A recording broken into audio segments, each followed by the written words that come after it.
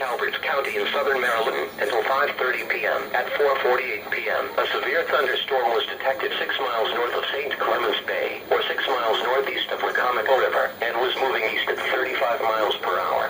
This storm is capable of producing damaging winds in excess of 60 miles per hour.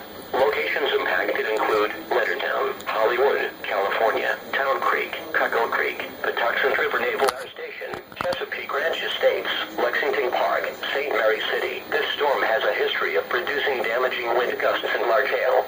Seek shelter inside a sturdy structure and stay away from windows. This storm is producing frequent cloud-to-ground lightning. If you can hear thunder, you are close enough to be struck by lightning. Move indoors immediately. I don't have big deal.